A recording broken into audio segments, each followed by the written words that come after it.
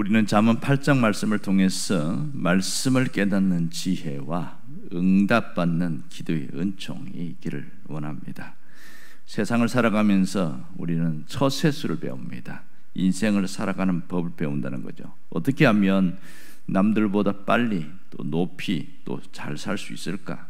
그런 처세술이 많이 통하기도 하지만 이것이 절대 가치, 절대적 진리가 되지 않습니다. 왜냐하면 어떤 사람에게는 맞지만 어떤 사람에게는 맞지 않습니다. 하지만 오늘 잠언 8장에서는 절대적인 진리, 우리를 살리는 것에 대하여 정확하게 이야기하고 있습니다. 오늘 여기서 주목할 것은 부르다 이런 뜻입니다. 부른다는 말입니다. 1절에서 3절까지 보면 길가에서 부르고 있고 높은 곳에서 부르고 있고 내거리에서 또 성문에서 계속 부르고 있다는 겁니다. 도대체 누가 부르고 있습니까? 1절에 보니까 지혜가 부른다고 이렇게 말합니다. 명철이 소리 높여 부른다고 이야기를 하고 있어요. 여러분, 지혜가 왜 불러요? 길가와 높은 곳과 성문과 내거리에서 이 부른다는데 이 곳이 어디입니까? 모든 곳을 말합니다. 모든 곳. 지혜가 어디서 부르고 있어요? 모든 곳에서 부르고 있습니다. 이 부른다는 것은 외친다 그런 뜻이고요. 소리를 높인다는 것은 큰 소리로 외친다는 겁니다. 그러니까 지혜를 의인화했고요, 명철을 의인화했습니다.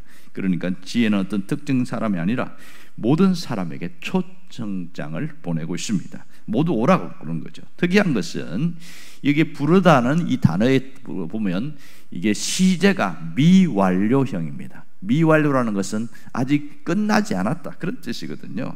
그러니까 지혜와 명철이 우리를 초청하는데 한 번이 아니고 계속해서 반복적으로 이렇게 거듭거듭 우리를 초청하고 있다는 겁니다. 어디로? 지혜가 어디에서 우리를 부르고 있어요? 또 어디로 향하라는 겁니까? 자, 2절에 보면 길가와 내거리에서 서서 부른다고 이야기를 하고 있어요. 여러분, 길가는 사람이 다니는 곳입니다. 내거리가 어떤 곳이죠? 동서남북이잖아요. 사람이 어느 방향으로 갈 것인가 서 있는 곳이 내거리입니다. 그러니까 길은 4개가 있지만 우리가 가는 길은 한 곳이잖아요. 그래서 거기에서 내가 여기 있으니까 헷갈리지 말고 또 흔들리지 말고 나를 따라와라 이렇게 부르고 있는 겁니다. 또 지혜가 어디서 부르고 있습니까? 3절에 보면 성문격과 문어기라고 했습니다. 성문격과 문어기 출입하는 문은 같은 곳이죠. 이게 가장 많은 곳, 이것은 보면 사람들이 가장 많은 다니는 곳이기도 합니다. 그러니까 성문격이라는 것은 여기는 장사하는 곳이고 재판하는 곳이고 공적인 업무가 이루어지는 곳입니다. 결국 사람들이 가장 많은 곳에서 우리를 부르고 있다 이렇게 말합니다. 결국 1절에 4절을 보면 계속 지혜가 우리를 부른다는 얘기를 반복하고 또 반복하고 있어요. 왜 이렇게 지혜가 우리를 부르고 있는 것인가? 그 이유가 뭘까요? 5절에 나옵니다. 5절에 보면 어리석은 자들아 너희는 명철할지어다, 미련한 자들아 너희는 마음이 밝을지어다 이렇게 이야기하고 있어요. 여기서 어리석은 자, 미련한 자는 누구를 말합니까? 지혜가 있는데도 지혜가 있는 줄도 깨닫지 못하는 자를 어리석고 명자들이라고 그러고 미련한 자들이라고 이렇게 말하고 있어요. 결국은 지혜가 부르는데 그 음성에 반응하지 않는 자들을 말하고 있는 것이죠. 그럼 여기서 지혜는 누구입니까? 그것은 예수님을 말합니다. 예수님은 지혜란 말입니다. 잠언에 나오는 지혜는 예수님을 말합니다. 예수님이 과거에서부터 지금까지 부르고 있는 것이거든요. 태초부터 지금까지 예수님이 끊임없이 부르고 있습니다.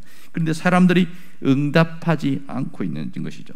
사람들이 예수님의 말씀에, 예수님의 부르심과 초청에 응답하지 않고 다른 것에서 답을 찾고 있습니다. 자, 보세요. 유대인들은 전통에서 답을 찾으려고 합니다. 헬라인들은 철학에서 답을 찾으려고 그래요. 보통 사람들은 자기 경험에서 답을 찾으려고 합니다. 그리고 똑똑한 사람들은 첨단 과학을 통해서 답을 찾으려고 그래요.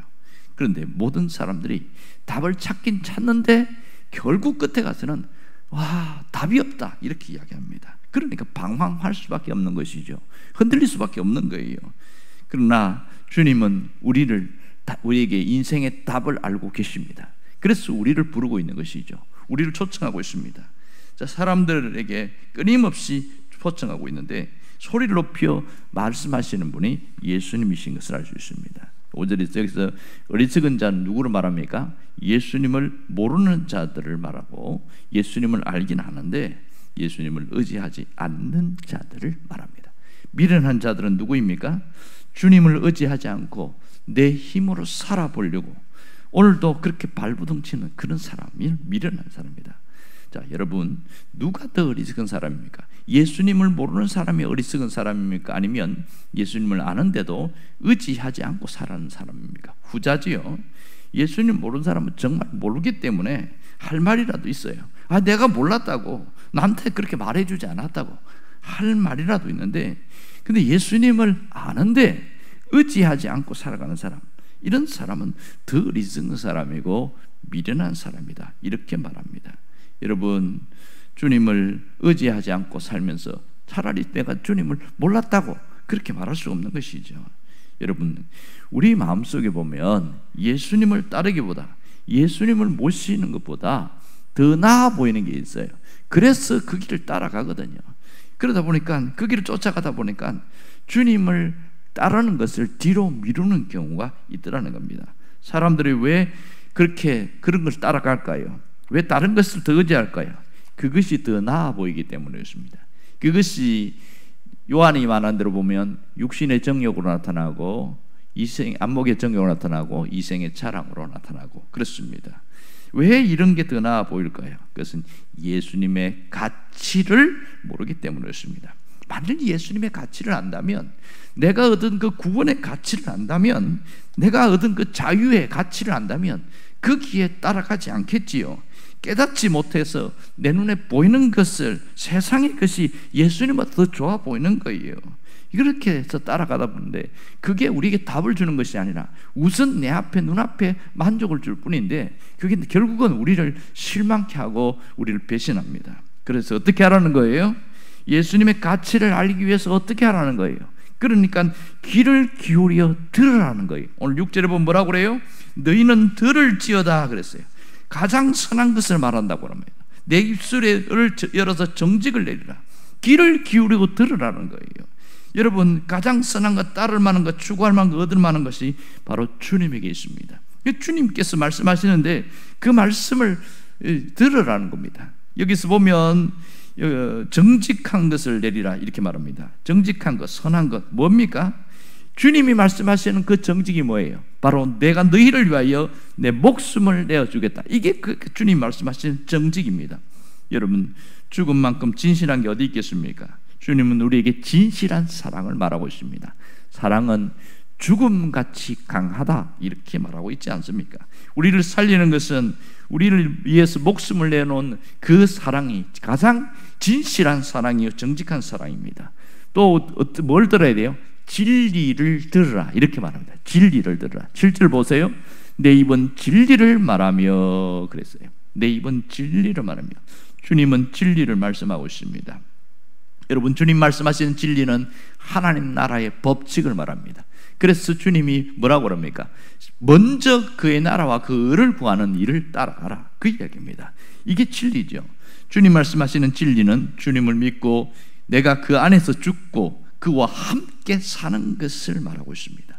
나를 위해서 한 가장 진실한 사랑, 죽음까지도 내어놓는 그 사랑, 그 사랑을 믿으라는 거예요. 그 사랑을 믿는다면 이 세상에서 다른 것에 자꾸 기웃거리지 말고 주님을 먼저 의지하고 나아가라, 이렇게 이야기하고 있습니다. 여러분, 주님의 말씀을 들으면 어떤 변화가 있어요?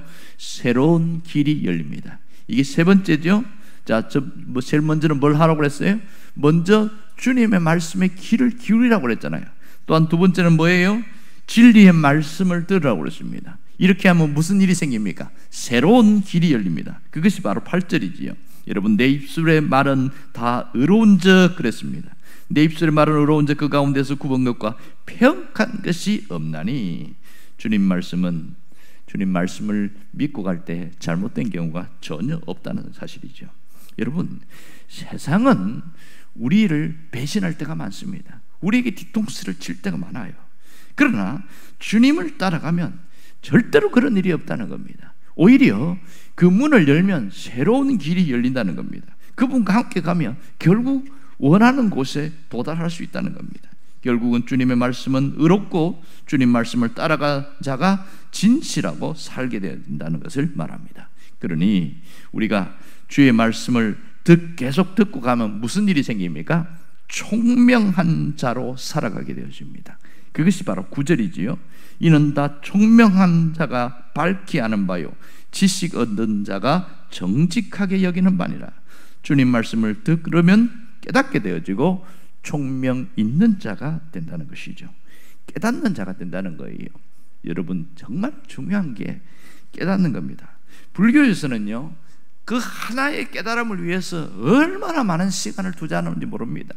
그랬던 고승들이 면벽 참선을 하는데 왜 그렇게 하냐? 하나의 깨달음을 위해서예요.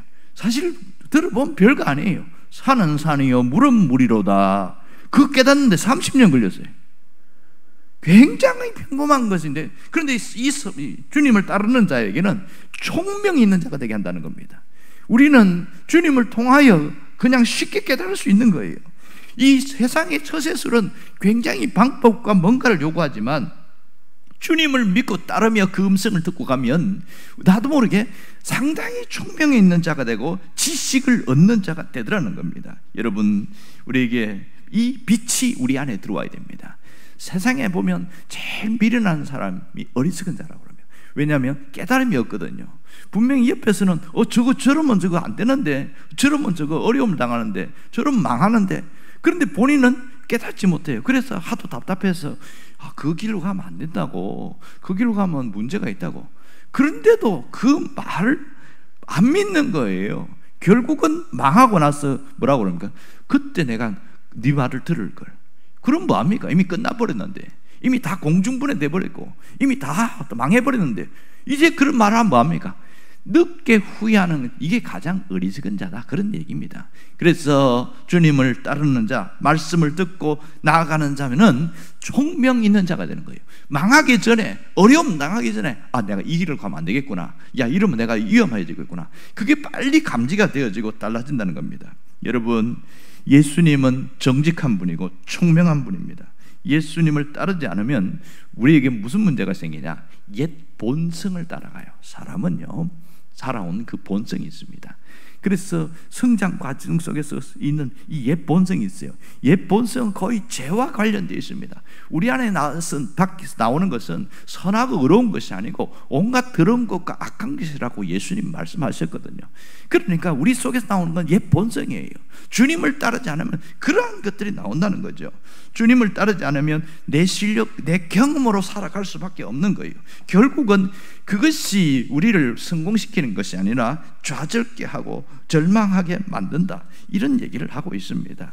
여러분, 내가 나를 구원할 수가 없고요, 세상에 있는 것이 나를 구원할 수가 없습니다. 우리를 구원하시는 분은 오직 예수님밖에 없습니다. 그러므로 정말 지혜로운 자, 총명 있는 자는 이젠 내가 주님을 끝까지 따르겠습니다, 그러한 결심을 하는 자는 것을 깨달아야 됩니다. 우리는 잠언을 공부하면서 지혜가 예수님인 것을 우리가 제대로 알고 우리가 믿고 가야 됩니다. 참된 지혜, 인생을 살리는 지혜, 인생을 거듭나게 하는, 한 영생으로 가게 하는 그 지혜가 예수님 안에 있다는 겁니다. 오늘 우리를 부르는 그 지혜는 우리를 향한 주님의 부르심입니다. 예수님이 나를 부르고 있습니다. 예수님께로 오라고 부르고 있습니다. 예수님께로 와서 새로운 세계로 나가라고 부르고 있는 거예요. 이제는 예수님을 단순히 믿는 차원, 예수님을 아는 차원이 아니라 예수님을 통하여 새로운 세계로 갈 수 있어야 됩니다. 예수님 뭐라고 이야기했어요? 나는 문이라 그랬어요. 나는 양의 문이다. 그래서 예수님이 뭐라고 하냐면 나를 통하여 새로운 세계로 갑니다. 이것을 모르는 사람은 예수 믿고 죽어서 천국 가는 것만 생각하는 거예요. 새로운 세계가 죽어서 천국 가는 것으로 끝나는 겁니까? 이 땅에서 주님을 통해서, 양의 문이 그 주님을 통해 통과하고 나면 얼마든지 새로운 세계가 열리는데, 그걸 깨닫지 못하고 눈앞에 있는 것만 바라보고 가는 것이 우리의 현실이라는 것이죠. 그러니 우리의 삶이 얼마나 답답하고 우리가 후회를 많이 합니까? 우리가 자주 후회하는 이유는 주님을 통하여 새로운 세계로 가지 않고 내가 세상의 방법으로 살아가서, 그러다 보니까 후회를 자주 하게 되는 거거든요. 여러분, 미래를 향하여 전진하려면, 새로운 세계로 향하여 나가려면 주님의 교훈, 훈계를 끊임없이 청종하고 따를 수 있어야 됩니다. 귀를 기울이고 따를 수 있어야 된다는 거죠. 10절 보세요. 너희가 은을 받지 말고 나의 훈계를 받으며 정금보다 지식을 얻으라 이렇게 했습니다. 훈계를 받으며, 그래서 거기에 통해서 지식을 얻으라 이야기합니다. 그런데 희한한 것은요, 여기에 은과 금을 이야기하고 있습니다. 왜 은과 금을 이야기할까요? 이게 가장 비싼 거고 가장 귀한 것으로 여겨지기 때문에 그렇습니다. 이 훈계를 받으며, 훈계가 뭐죠? 무엇은 하고 무엇은 하지 말고, 이게 훈계입니다. 야, 이거 하면 너 망해, 이거 하면 너 어려움 당해, 이거 하면 너 문제 생겨, 이게 훈계예요. 그리고 이렇게 해야 돼, 이렇게 하는 것이 좋은 길이야, 이게 훈계라는 것을 말하고 있습니다. 놀라운 것은 은과 금, 우리가 가장 귀하게 여기는 것에다가 비교하고 있습니다. 정말 중요한 것은 뭡니까? 오늘 무엇이 귀한지를 알아야 됩니다. 오늘 그리스도께서 나를 향하여 끊임없이 부르고 있습니다. 나를 사랑한다고 말씀하고 계십니다. 그리고 내 주위에 나를 넘어뜨리는 그 세력들이 있고 그 목소리들이 있다는 겁니다. 그것을 분별할 수 있는 지혜는 바로 주님께 있다는 겁니다. 총명을 얻는 것이요, 우리가 주님을 통해 새로운 세계로 나가는 것은 바로 주님께 있다는 겁니다. 그러므로 예수님을 통해서 이제는 새로운 세계로 가라는 겁니다. 이게 지혜예요. 여러분, 은보다 귀하고 금보다 귀한 것이 예수님 안에 있습니다. 우리는 그분을 통해서 삶의 새로운 지평이 열려야 됩니다. 여러분이 그 주인공이 되시길 간절히 바랍니다. 기도하겠습니다.